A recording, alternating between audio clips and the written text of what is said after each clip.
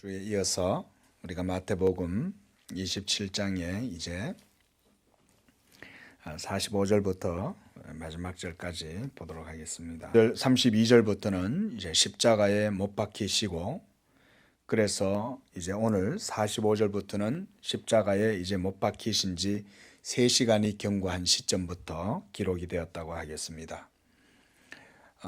예수님이 십자가에 못 박히신 시간은 마가복음에 의하면 오전 9시에 십자가에 못 박혔습니다. 그리고 제6시다 이러면은 이제 정오의 시간이 된 겁니다. 그러니까 3시간의 시간이 지난 것이죠. 그리고 45절 보니까 제6시로부터 온 땅에 어두움이 임하여 제9시까지 계속되었다 이렇게 말씀합니다. 거의 오전 9시부터 오후 3시까지 6시간 동안 십자가에 못 박혀 있었으니까 예수님의 그 고통이 엄청 컸을 것인데, 이렇게 예수님이 십자가에 못 박혀서 죽어가실 때가 되자 온 땅에 어두움이 임해서 3시간 동안이나 계속되었다 이렇게 말씀하고 있습니다. 예수님께서 십자가에 못 박혀 죽으시는 과정 속에 이 자연에 엄청난 격변이 일어나고, 이 자연의 세계에서도 여러 가지 많은 큰 이제 전조들이 드러나게 된 것입니다. 가장 첫째는 먼저 어두움이 임했다는 거예요. 온 땅에 어두움이 계속해서 임했다는 이 말은 예수 그리스도의 위엄과 그리스도 사역의 그 구속의 중요성을 보여준다고 하겠습니다. 이것은 마치 천지가 그 조물주와 창조주에게 마땅한 경배를 드리는 것과 마찬가지로 그리스도의 죽음 앞에서 온 천지 만물이 뒤흔들리고 요동하고, 그리고 바로 이러한 그리스도의 죽음이 우주적인 사건이라는 사실을 보여주는 것입니다. 그리스도께서 십자가에 달려 죽어 가시는데 왜 하늘에서 빛이 어두워졌을까요? 이것은 하나님께서 그 땅의 백성들이 그리스도를 배척하였기 때문에 그리스도의 죽음을 통해서 자신의 놀라운 목적을 생각하도록 하는 그런 뜻에서 그들에게 하나님께서 흑암을 내리셔서 어두운 그 백성들의 마음에 깨우침을 주셨다고 볼 수가 있습니다. 그들은 메시아를 지금 십자가에 못 박아 죽이고 있는데도 불구하고 이 사실이 얼마나 크고 중대한 일이라는 사실을 전혀 깨닫지를 못하는 거예요. 그 도리어 그리스도를, 죄 없는 그리스도를 십자가에 못 박아 놓고도 조롱하고, 그러면서 멸시하고 온갖 그리스도에 대한 비난과 멸시가 그치지 않았습니다. 그런데 갑자기 하늘로부터 어두움이 임하면서 거의 3시간가량 동안 계속해서 어두움이 임했다 이렇게 말씀하고 있어요. 자, 이 일시현상이라고 하는 것은 당시에 모든 세계에 걸쳐서 일어난 것이 아니었어요. 뭐냐면 이 일시현상은 유대 지역에만 특별하게 일어난 것이었습니다. 우리가 보통 개기일식이다 이러면은 이 지구 주위를 공전하던 달이 태양과 지구 사이에서 일직선을 이룰 때 바로 그때 달의 그림자에 이제 태양이 가려가지고 일시적으로 빛이 사라지는 그런 현상인데, 그것을 볼 수 있는 지역에서도 약 4분가량만 볼 수가 있어요. 이렇게 쓱 해가지고 이 달이 이 태양 앞을 싹 스쳐 지나가는 그 시간도 들어오기 시작해서 나가는 시간까지도 그렇게 오래 걸리지가 않습니다. 그런데 성경에는 3시간까지 이렇게 어두워졌다 이렇게 말씀하고 있어요. 이런 걸 봤을 때 이게 그냥 일식이 우연히 그때 마주쳐가지고 잠깐 동안 있었던 일식이 아니었다는 거예요. 일식이 있긴 했지만 하나님께서 해와 달이 일직선 사이에 놓이는 바로 그 시기에 3시간가량 온 하늘이 어두컴컴하도록 하나님께서 만들어 버리셨다. 자, 이 성경에서 보면요, 이런 사건들이 더러 나타납니다. 그렇죠? 여호수아서 10장에 보면 이스라엘과 아모리 사이에 아모리 백성들과의 전쟁이 일어났을 때 여호수아가 하나님께 기도를 해요. 그러면서 여호수아가 이렇게 기도합니다. 태양은 기브온 위에 머무르고 달은 아얄론 골짜기에 머물지어다. 이렇게 기도를 하는 거예요. 그랬더니 태양과 달의 위도가 기브온과 아얄론 골짜기에다가 딱 멈춰서는 거예요. 그렇게 해서 종일토록 중천에 태양이 머물러 있어서 속히 내려가지 아니하였다. 이렇게 여호수아서는 기록하고 있습니다. 종일토록 머물렀다는 거예요. 중천에서. 성경에는 이런 예수님의 표적에 대한 유사한 표적들이 이미 구약 성경에도 있었어요. 그러니까 이것은 우연히 일어난 것이 아니라는 것을 이미 구약도 보여주는 거죠. 이와 같이 하나님께서 그리스도의 죽음에 대해서 자연을 통해서 징조를 보여주심으로 이 사건이 전 우주적인 의미를 뛰어넘을 정도로 큰 사건이었다는 것을 보여주시는 거예요. 자연의 징조를 통해서. 우리가 예수님이 이 땅에 오실 때도 자연의 징조가 있었죠. 그렇죠? 동방의 박사들이 별을 보고 찾아오잖아요. 그때도 이스라엘 백성들은 아무도 그리스도가 오셨다는 사실을 알지 못했어요. 그런데 오히려 이방인 천문학자들이 보고 예수를 찾아왔다. 이제 46절에 보니까 예수님께서 이제 돌아가실 때가 되니까 제9시쯤에 크게 소리를 질러 엘리 엘리 라마 사박다니 이렇게 외쳤습니다. 이 말의 뜻은 나의 하나님 어찌하여 나를 버리셨나이까 하는 그런 말이에요. 실제로 예수님이 나의 하나님 이렇게 말한 게 아니에요. 엘리 엘리 라마 사박다니 이렇게 말씀하셨다는 거예요. 이게 시리아어로 아람어예요. 실제로 이 말로 예수님이 외친 것을 마태가 그대로 기록하고 있는 거예요. 이러한 예수님의 탄식에는 두 가지 면이 드러나요. 예수님은 하나님이신데 십자가에서 못 박히셨는데 인성이 못 박혔다. 그래서 우리가 이 마태복음서나 이런 사복음서에서요, 예수님의 신성과 인성에 대해서 우리가 계속 이렇게 교차하면서 볼 때가 많아요. 그렇죠? 그러면 그 인성과 신성이 떨어질 때가 있을까요? 예수님의 인성과 신성은 떨어질 때가 없었어요. 잉태된 그 순간부터 해서 계속해서 예수님의 인성과 신성은 같이 있습니다. 지금도 예수님은 인성이 같이 있어요. 제가 예전에 성경 공부를 하다가 우리 성도님들한테 질문했어요. 이 땅에 오셔서 우리의 구속을 이루실 때는 성육신 하셔가지고 모두 이루셨는데 부활하시고 승천하신 다음에 어떻게 됐을까요? 그랬더니 중간쯤 올라가다 몸이 확 사라졌다는 거예요. 이야, 상상력도 좋다. 그 권사님 도대체 그런 상상을 어디서 했어요? 어떻게 그런 신학적 상상을 할 수 있나? 자기는 그랬을 것 같대요. 근데 뭐라 그랬겠어요? 아니에요. 그래서 예수님은 몸이 그대로 올라가셨기 때문에 다시 오실 때도 올라가신 그 모습 그대로 다시 온다 그랬습니다. 그러니까 예수님은 다시 몸을 가지고 계시는 거죠. 그러니까 2000년 전에 승천하셨을 때 그 몸 그대로 지금도 하늘 보좌 우편에서 예수님은 그 부활하신 몸을 가지고 계신다. 자, 이렇게 먼저는 참 사람이신 예수의 그 인성의 측면이고, 그러나 이렇게 지독하고 엄청난 고통을 우리를 위해서 묵묵히 담당하고 계시는 그리스도의 그 믿음은 여호와께서 자신을 음부에 버리지 않고 주의 거룩한 자가 썩음을 당하지 않게 하실 것이라고 하는 그 시편의 예언에 대한 것이었어요. 시편 16장 8절 이런 데 보면요, 그리스도의 그 죽음에 대해서 나와요. 그 시편 기자가 벌써 그것을 노래한 거예요. 주의 거룩한 자가 썩음을 당치 않게 하실 것이며 그를 음부에 버리지 아니하실 것이니이다. 이렇게 다윗이 벌써 성령에 감동되어 노래를 했다.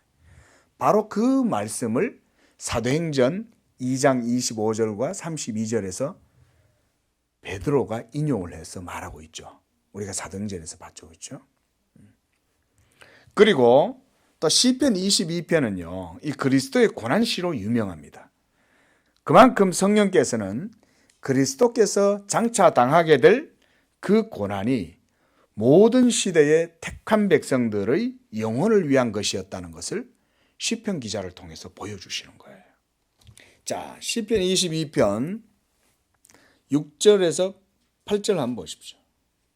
나는 벌레요 사람이 아니라 사람의 비방거리요 백성의 조롱거리니이다. 나를 보는 자는 다 나를 비웃으며 입술을 비축거리고 머리를 흔들며 말하되 그가 여호와께 의탁하니 구원하실 걸 그를 기뻐하시니 건지실 걸 하나이다.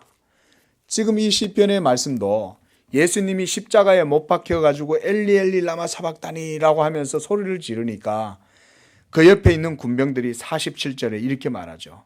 어떤 자들이 듣고 이르되 이 사람이 엘리야를 부른다. 49절 보세요. 그 남은 사람들이 이르되 엘리야가 와서 그를 구원하나 보자 하더라. 이렇게 조롱하면서 이 그리스도에 대해서 조롱을 하죠. 그 내용이 시편 22편에 이렇게 나오는 거예요. 그리고 22편 14절에도 보세요. 나는 물같이 쏟아졌으며 내 모든 뼈는 어그러졌고 내 마음은 밀랍같이 내 속에서 녹았으며 내 힘이 말라 질그릇 조각 같고 내 혀가 입천장에 붙었나이다. 주께서 또 나를 죽음의 진토 속에 두셨나이다. 개들이 나를 에워쌌으며 악한 무리가 나를 둘러 내 수족을 찔렀나이다.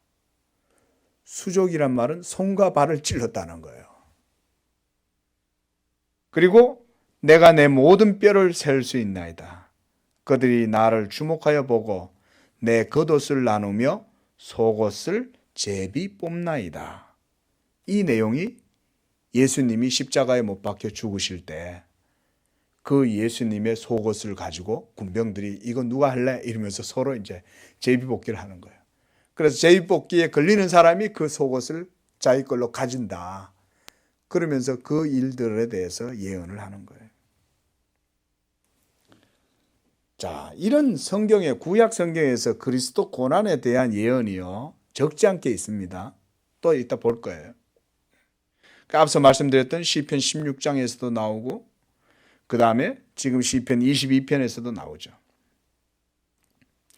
자, 그래서 여러분 여기서 그리스도께서 십자가에서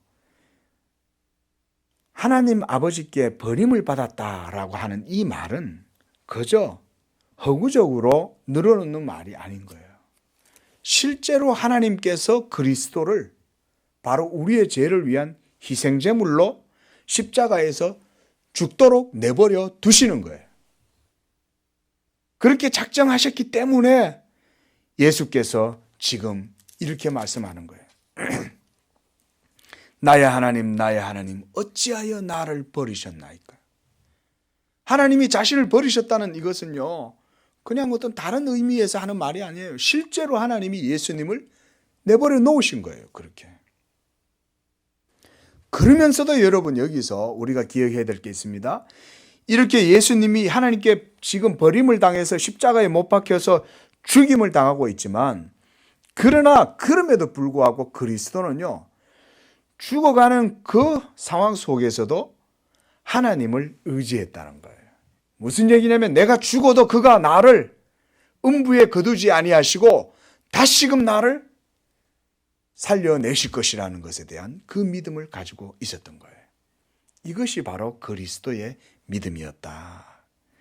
제가 일전에 제가 설교에서 이 말씀 한번 드렸습니다. 그리스도의 믿음에 대해서. 여러분 예수님이 하나님을 믿는다? 조금 생소한 말로 들리죠. 그러나 그것은요 아주 성경적인 표현이에요. 왜냐하면 예수님은 하나님이시기도 하지만 또 누구예요?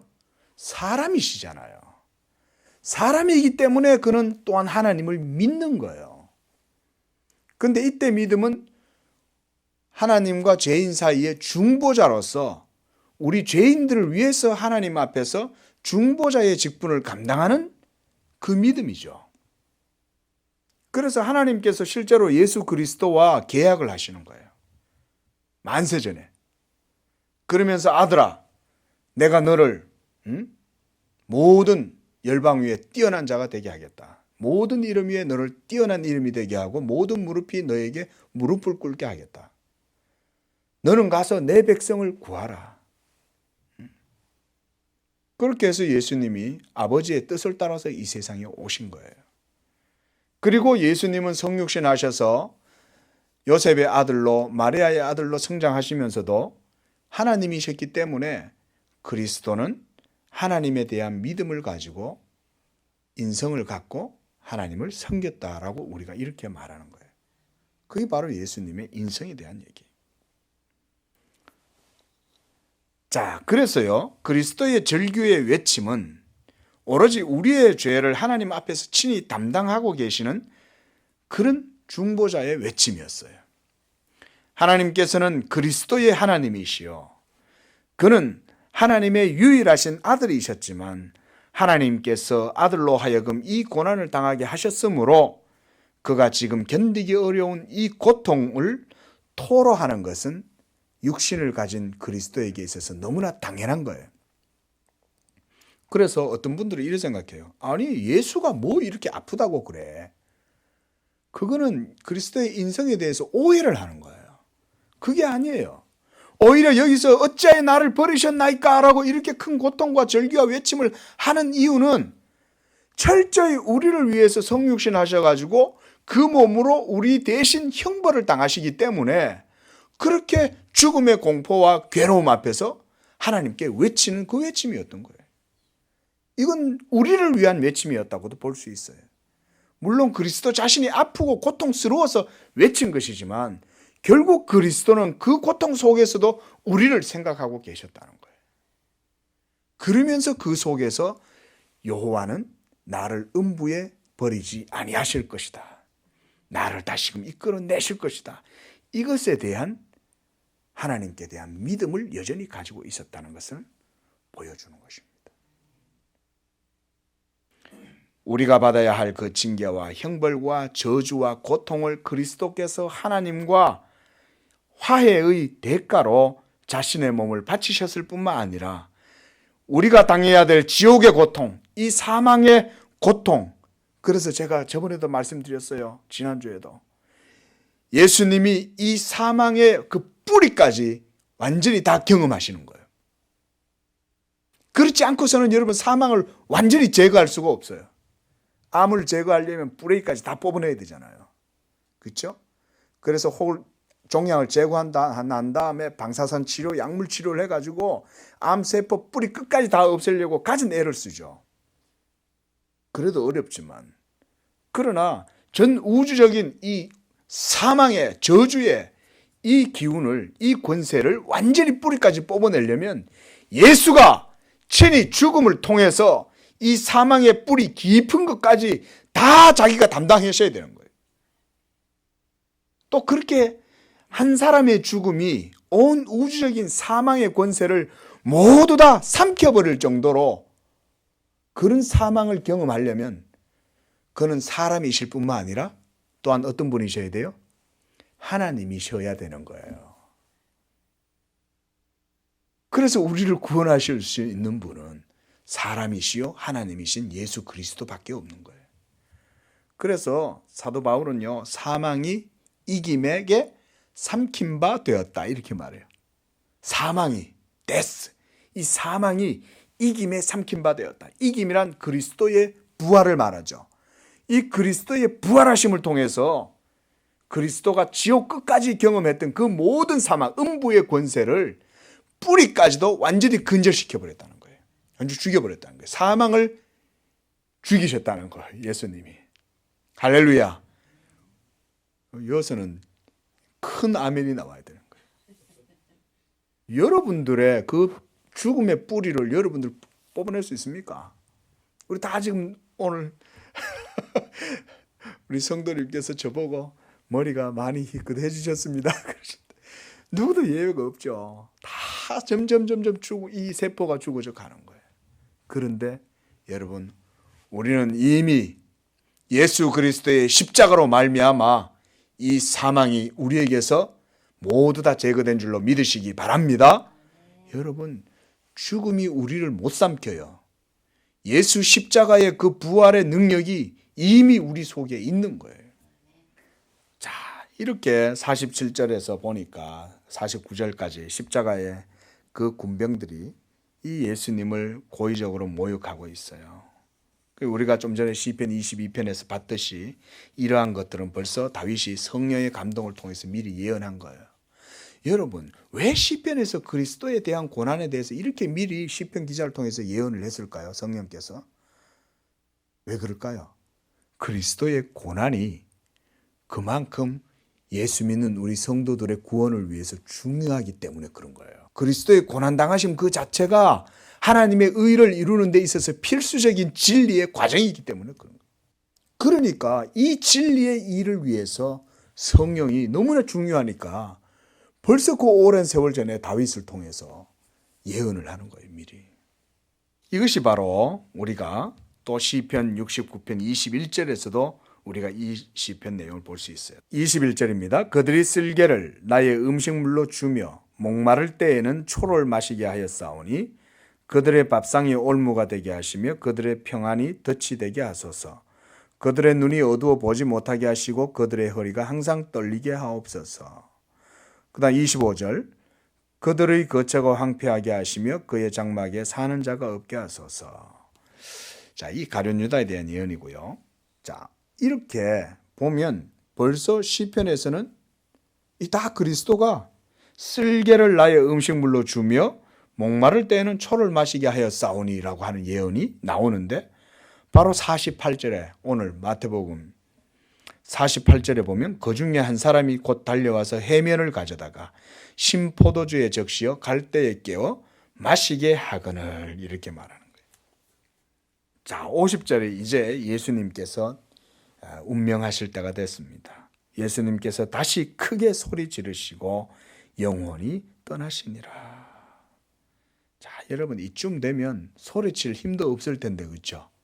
소리칠 힘도 없을 텐데 여러분 이때 소리 지르시는 힘은 신성에 의해서 지르시는 게 아닙니다. 신성은 예수님의 죽으시는 그 모든 과정 속에서 신성이 예수의 인성과 함께 계셨지만 예수님이 자기의 신성을 발휘하시지 않는 거예요. 그게 중요한 거예요. 교리적으로. 예수님의 인성과 신성이 같이 연합되어 있음에도 예수가 신성을 사용하셔서 지금 이 모든 사망까지도 능히 극복할 수 있지만 그러나 예수님이 죽으셔야 되는 거예요. 왜요?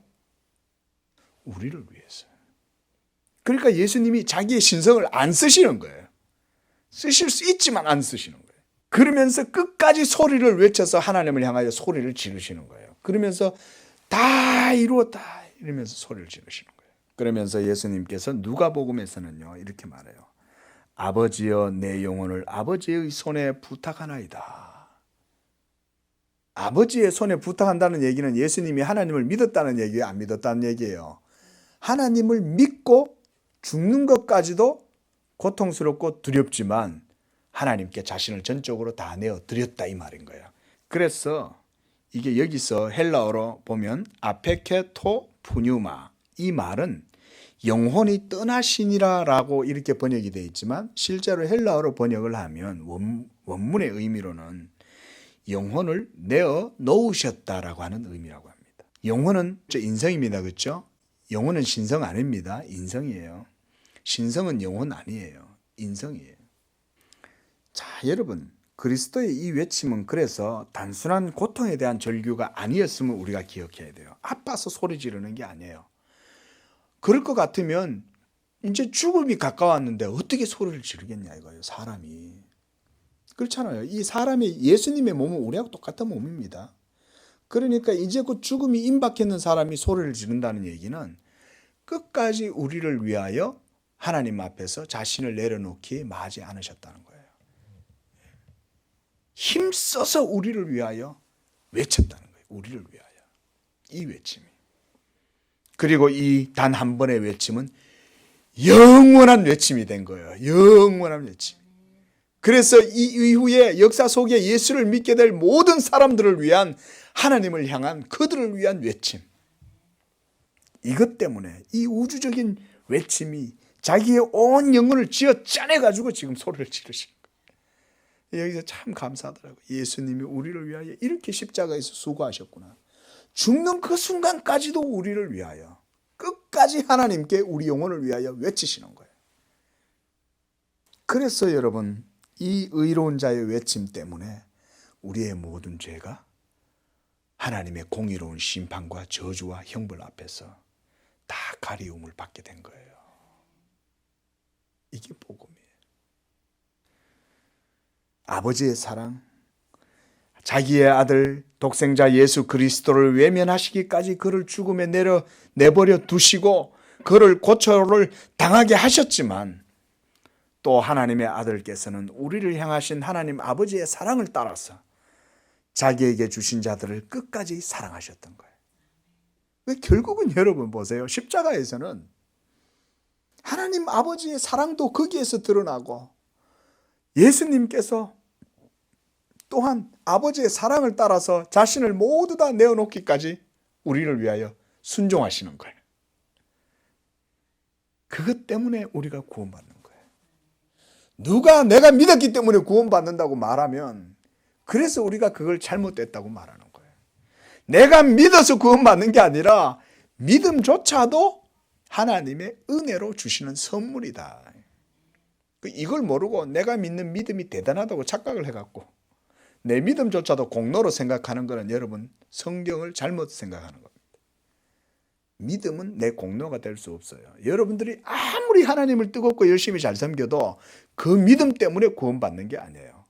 먼저는 이와 같이 그리스도의 은혜가 있었고, 또 먼저는 하나님의 사랑이 있었고, 그래서 만세 전에 하나님이 자기의 사랑하시는 백성을 택해서 하나님의 아들을 보내주셨고, 그 아들이 십자가에서 죽으심으로 그래서 우리가 그를 믿으면 구원받게 되는 거예요.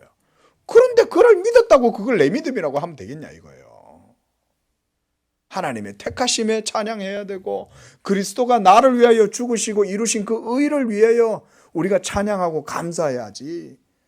뭐 내 공로 찾을 게 어디 있다고 그것은 내 믿음을 가지고 자랑하냐 이거죠. 우리 양재교회는 믿음이 공로가 아니라 오로지 하나님의 은혜라는 것을 깊이 고백하실 수 있기를 바랍니다. 이게 바로 십자가에 대한 믿음인 거예요. 그리고 그리스도께서 이렇게 고난당하심으로 최후까지 이 일을 담당하고 계시는데, 이것이 바로 인성만으로는 감당할 수가 없다는 거예요.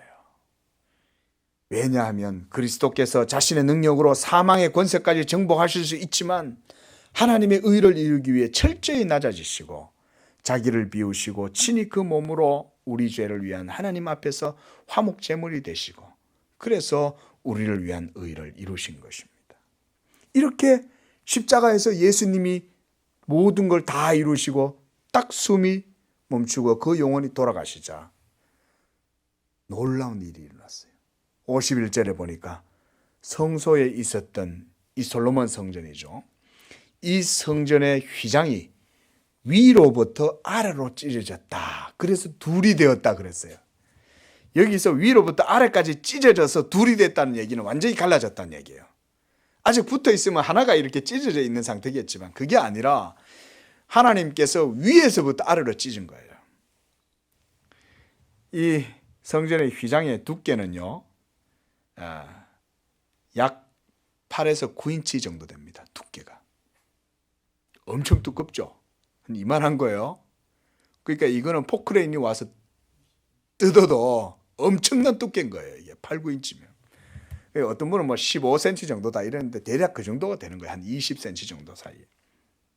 그 이 두꺼운 천으로 만들어져 있는데 높이는요 60피트예요. 그 다음 넓이는 20피트, 약 6m 넓이에, 그리고 높이는 한 18m 정도가 된다고 합니다.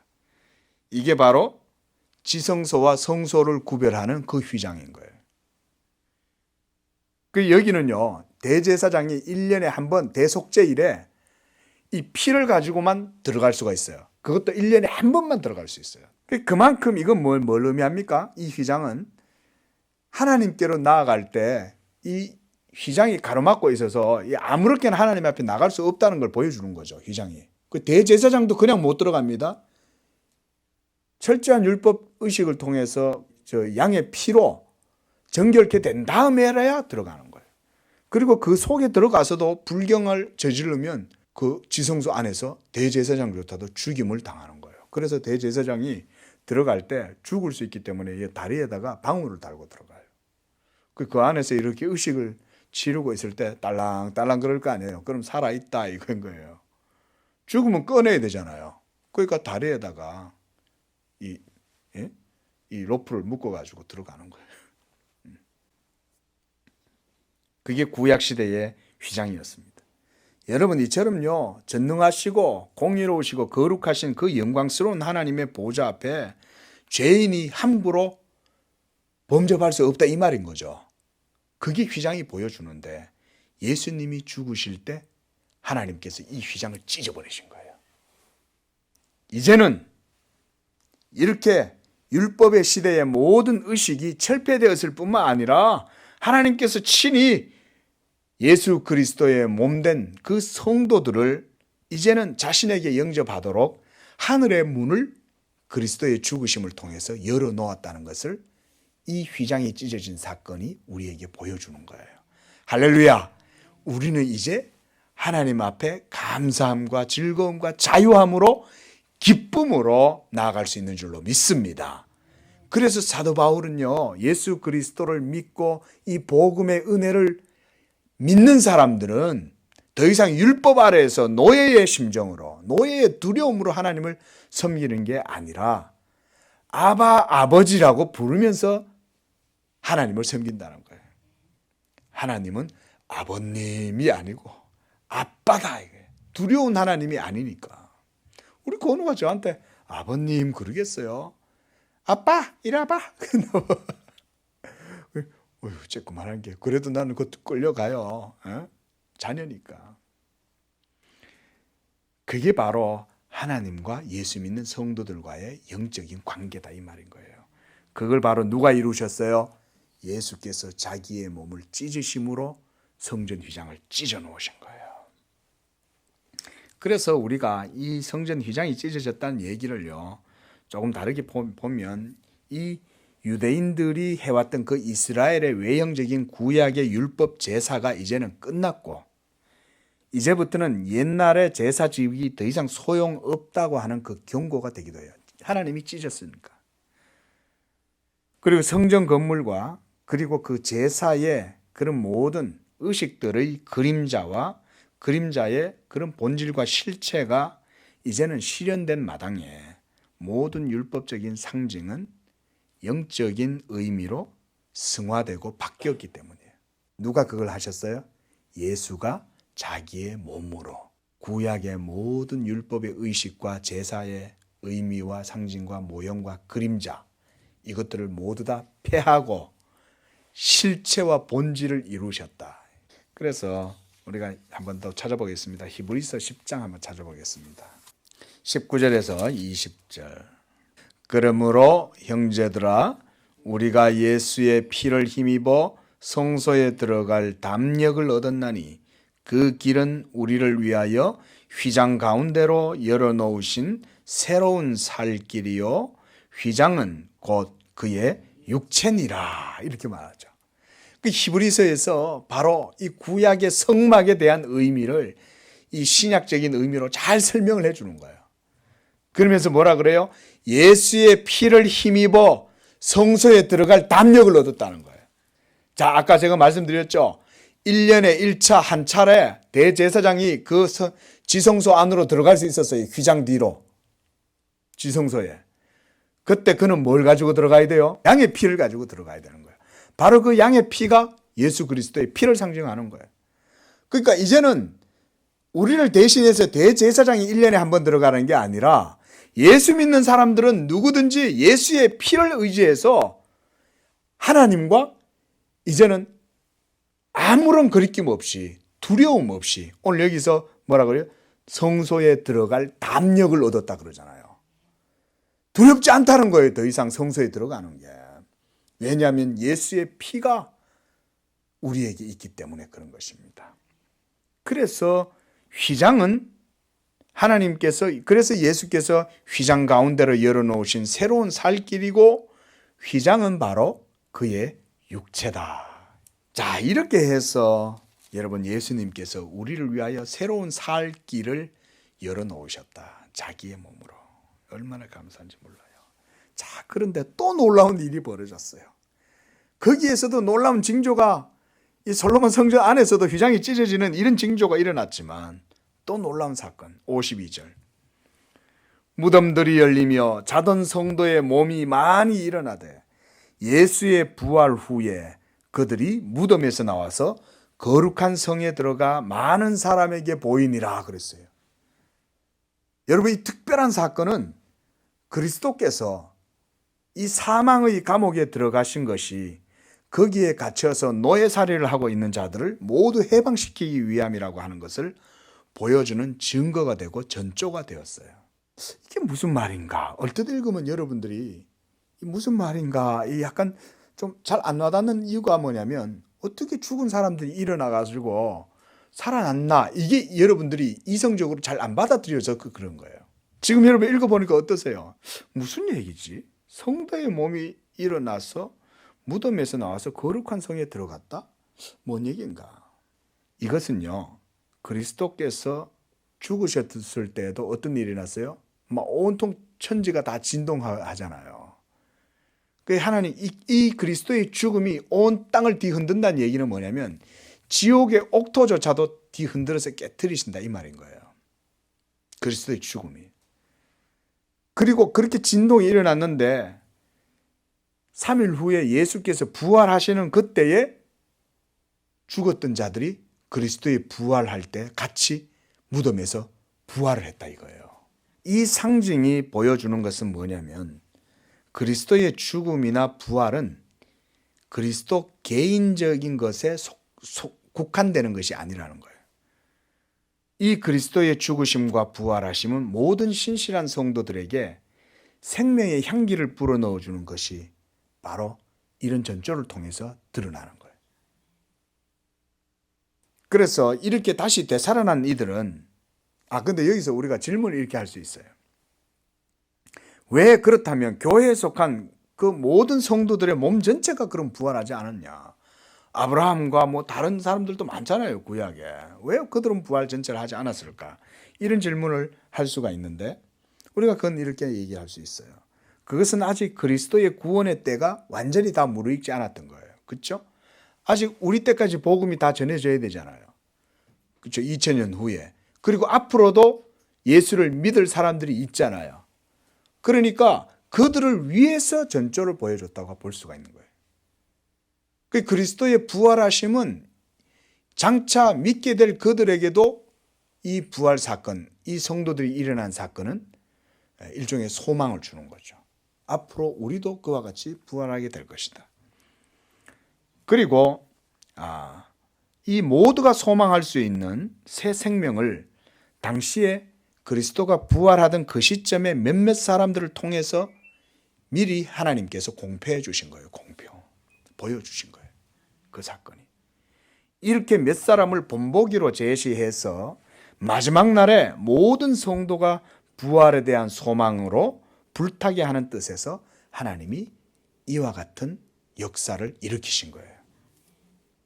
그러니까 여러분, 성경에 기록된 이게 이렇게 허구나 허황된 얘기를 적어 놓은 게 아니에요. 이거조차도 이미 다 하나님께서 행하신 거예요. 자, 우리가 그 신뢰로 예증을 또 볼 수 있어요. 어디서 볼 수 있겠습니까? 구약에서 볼 수 있는 거예요. 이미 한번 일어난 게 아닌 거예요. 하늘에 태양이 그렇게 캄캄해져 가지고 일식이 하루 종일 3시간 동안이나 계속 이루어지게 됐을 때는 이미 구약에도 벌써 그런 사건들이 있었던 거예요. 이 사건도 마찬가지예요. 이렇게 다시 되살아난 이들은 성경 속에도 몇 명 볼 수 있어요. 나사로는 죽은 지 사흘이 됐잖아요. 그래서 몸에서 썩은 냄새가 진동을 하는데 예수님이 이 나사로를 살리시는 거죠. 또한 열왕기상 17장에 보면 사르밧 과부의 아들을 엘리야가 살려내죠. 그리고 열왕기하 4장에서는 수넴 여인의 아들을 엘리사가 살려줘요. 그리고 또 재미있는 이와 유사한 또 사건이 또 벌어집니다. 열왕기하 13장 21절에 보면 이 엘리사가 죽어가지고 이제 무덤에 묻혔어요. 장사가 됐어요. 엘리사도 죽었으니까. 그런데 이 엘리사가 이제 백골이 됐잖아요. 예? 죽어가지고 있으니까. 그런데 사람들이 죽은 사람 장사를 지내고 있는데 갑자기 도적대들이 막 나타난 거예요. 그러니까 이 도적대들이 막 나타나가지고 오랑캐가 쳐들어오니까 갑자기 놀라가지고 이 사람들이 그 장사할 겨를도 없으니까 이 시체를 엘리사의 무덤에다가 툭 던진 거예요, 그냥. 그리고 다 도망을 간 거예요. 그런데 죽었던 자, 이 장사하려고 왔던 죽었던 이 사람이 이 시체가 엘리사의 뼈에 딱 닿았을 때 그 죽은 자가 다시 살아난 거예요. 그게 열왕기하 13장 21절에 나와요. 시체가 엘리사의 뼈에 닿자 곧 회생하여 일어섰더라. 자, 여러분 보세요. 엘리사 선지자는 그리스도가 아님에도 불구하고 하나님의 종의 이 성령의 권능을 가지고 있는 사람이잖아요. 그러니까 엘리사의 죽은 뼈에만 닿아도 죽은 시체가 살아날 정도로 하나님의 능력이 나타났는데 하나님의 아들의 죽으심이 얼마나 대단했겠냐 이거예요. 그렇죠? 그뿐만 아니라 이 하나님의 아들이 이제 부활했잖아요. 부활하니까 그 부활의 권능이 그저 그 한 사람에게만 미치는 게 아니라 그를 믿는 모든 사람들에게 이 부활의 권능이 미친다는 사실을 그리스도가 부활할 때 무덤에서 일어난 이 사람들을 통해서 하나님이 보여주셨다. 이렇게 보면 우리가 성경의 전체적인 문맥에서 봤을 때 이해가 되겠죠. 맞죠? 왜냐하면 그리스도의 부활의 능력이라는 것은 실제적인 거라는 거예요. 그것은 그저 무슨 어떤 종교에서 어떤 말하는 게 아니라 실제로 천지 만물까지도 흔들릴 정도의 큰 권능을 가지고 있는 그런 능력이다. 믿으시기 바랍니다. 그것이 바로 여러분 우리 속에 역사하는 부활의 권능이에요. 예수 믿는 우리 믿음은 모두 다 여러분들의 영혼을 다시금 생명의 부활로 나오게 하실 줄로 믿으시기 바랍니다. 이런 부활을 우리가 가지고 있는 거예요, 지금. 그래서 장차 온 세상이 그리스도의 재림 때에 죽음조차 모든 사망한 자들을 내어놓게 돼요. 보세요. 예수님이 죽음의 권능을 다 이기셨기 때문에 죽음조차도 모두 죽음에 삼켜 있던 자들이 다 다시금 죽음이 토해내는 거예요. 그럼 다시금 다 여러분 우리가 다 다시금 부활합니다. 그런데 믿는 자들은 생명의 부활로 다시금 부활하고 믿지 않은 자들은 그래서 심판의 부활로 일어나게 되는 것입니다. 자, 54절에 보니까 백부장과 함께 예수를 지키던 자들이 지진과 그 일어난 일들을 보고 심히 두려워하여 이르되 진실로 이는 하나님의 아들이었도다 이렇게 말한다. 그 옆에서 이 백부장이라고 하는 사람들은 로마인들이잖아요. 이방인들이고 하나님에 대해서 전혀 모르던 진짜 생짜배기 세상 사람들인데 이 사람들조차도 이 사건을 보고 예수께서 하나님의 아들이었다는 사실을 판단 내릴 정도로 이 사건은 놀랍고 경이로웠다는 거예요. 벌써 분위기 자체가 뭐 보통 상황 분위기가 아니죠. 하늘이 막 어두워지고 땅이 갈라지고 뭐 이런 사건들이 일어나니까. 그래서 이게 누가복음에는요. 또 누가는 이렇게 기록합니다. 이 사람은 정령 의인이었도다. 이렇게 예수님을 죄인이 아니라 의인이었도다. 정령 의인이었도다. 이 말은 뭐냐면 그가 죄인이었다면 이런 전조와 징조가 하나님께서 그에게 드러내 보이지 않았을 것이다. 그 말이에요. 예? 그 우리가 이제 전설에 의하면 이때 이 말을 했던 백부장은 론지누스라고 해서 라틴어로 페트로니우스라고 하는 사람이라고 합니다. 이건 전설이에요. 전설. 왜냐면 여러 가지 전설들이 많습니다. 아까 그 예수님이 부활하실 때 다시 막 무덤에 있던 자들이 일어나서 거룩한 성이라고 얘기하는 건 그 예루살렘 성을 얘기하는 거예요, 여러분. 뭐 거룩한 성은 천국에 들어갔다 이 말이 아니라 예루살렘 성으로 들어가서 죽은 사람들이 살아서 나오니까 그 성에 있는 사람들이 봤을 거 아니에요. 그러면 그 사람들은 또 나중에 어떻게 됐을까요? 여러분, 그 사람들은 오랫동안 사는 건 아니에요. 그리스도의 부활을 드러내고 보여주는 정도에서 그들의 임무를 마치고 다시 죽었다고 봐야 돼요. 그런 겁니다. 나사로도 다시금 살아났지만 또 죽죠. 그렇죠? 예, 그거 마찬가지입니다. 자, 이렇게 해서 이 놀라운 일들이 일어나고, 뭐 또 혹자에 의하면 이때 이 백부장이 나중에 보면 예수님 그 사도행전에서 또 예수님을 믿는 백부장이 있잖아요. 또 이 백부장이 또 아니었겠냐. 그가 로마의 군인이었다가 이 그리스도의 십자가의 사건을 바라보면서 그리스도의 그 십자가의 이 능력이 놀랍잖아요. 온 천지 만물이 흔들릴 정도면 이 어두움 속에 있는 완전히 죽어있던 그 심령조차도 그리스도의 십자가의 은혜 아래서 녹아나고 변화되고 그렇게 되지 않았을까. 그렇게도 보는 사람이 있어요. 어쨌든 간에 그런 것은 성경에는 없으니까 우리가 뭐 그런 것까지 굳이 우리가 생각해 볼 필요는 없지만, 분명한 건 뭐냐, 그리스도의 죽으심과 부활의 권능은 우주적인 거라는 것. 그렇죠? 그리고 그 우주적인 그리스도의 죽음과 부활이 우리의 구원과 의가 되었다는 것. 이것이 중요한 것입니다. 자, 이제 55절부터 이제 마지막 절까지는 이제 그리스도의 죽고 난 이후에 이제 죽으신 이후의 사건들이기 때문에 그리스도의 죽으심에 대한 이것이 그저 허황된 잠깐 뭐 기절설 이런 게 있어요. 신학자들이 그런 허무맹랑한 얘기를 하는 거예요. 얼토당토 않는 얘기를.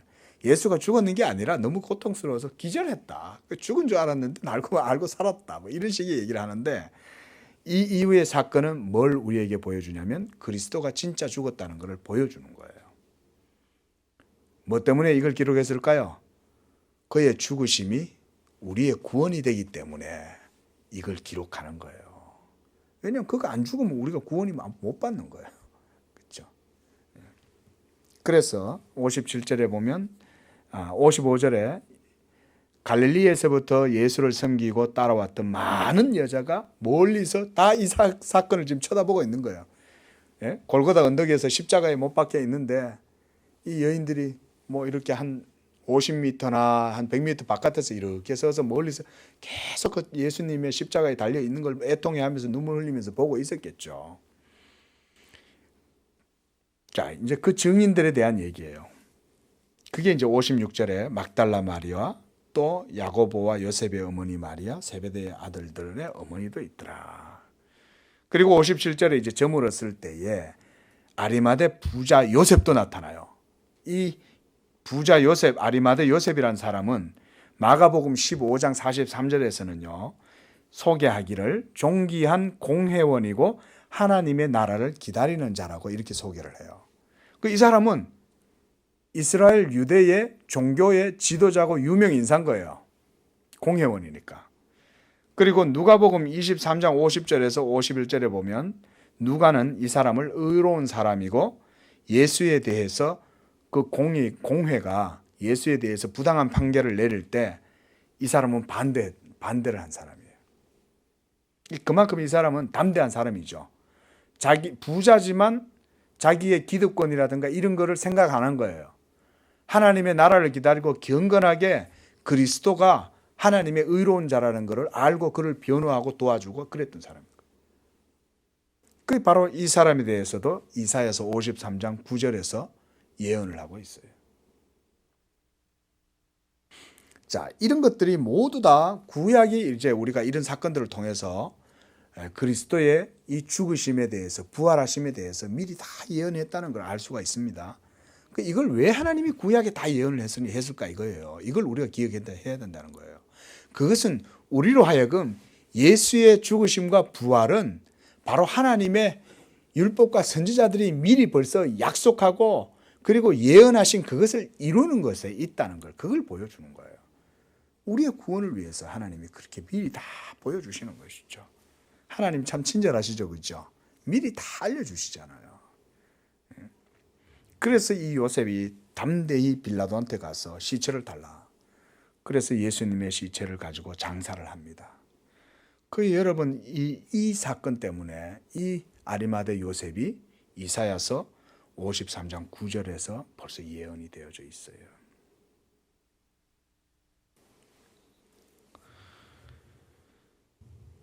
그리고 61절에도 막달라 마리아와 다른 마리아가 무덤을 향하여 앉았더라. 그 예수님이 장사되는 과정을 지금 이 여인들 다 쳐다보고 있는 거예요. 그렇죠? 그죠? 그러니까 예수님이 죽으심이 분명하다. 그리고 62절에서 그 이튿날 준비일 다음 날이라. 그러면서 63절에 이 악한 자들이 대제사장과 바리새인들이 빌라도에게 와서 말해요. 주여, 저 속이던 자가 살아있을 때 말하되 내가 사흘 후에 다시 살아나리라 한 것을 우리가 기억하노니 그러므로 명령하여 그 무덤을 사흘까지 굳게 지키게 하소서. 자, 여러분 여기서 보세요. 이 사람들이 예수님의 말을 들었다는 거예요? 안 들었다는 거예요? 모두 다 들었잖아요. 이것이 유대인들이 철저하게 하나님에 대해서 적대적인 사람들로 변질됐다는 걸 보여주는 거예요. 예수님이 내가 사흘 후에 부활하리라고 하는 그 가르침조차 다 듣고서도 그것도 안 믿고, 지금 하늘이 완전히 온통 어둠에 사로잡히고 땅이 막 진동이 일어나고 휘장이 다 찢어지고, 그래서도 전설에 의하면요, 그 찢어진 이 휘장이 찢어지니까 다시 이 제사장들이요 300명들이 다시 모여들어가지고 그걸 다시 붙인다고 그렇게 했다는 거예요. 근데 다시 찢어졌다는 거예요. 물론 이것도 전설입니다. 이건 성경에 안 나오니까. 어쨌거나 간에 중요한 건 뭐냐면 유대인들이 그만큼 그리스도를 믿지 않았다는 거예요. 이런 징조가 일어나면 그 십자가 앞에 있던 백부장조차도 이는 진실로 하나님의 아들이었고 이 사람은 정령 의인이었다 이렇게 말을 함에도 이 지금 유대인들은 끝까지 예수를 믿지 않는 거예요. 자, 이렇게 해서 결국은 그들이 굳게 지켰다. 66절에 이렇게 봅니다. 자, 기도하겠습니다.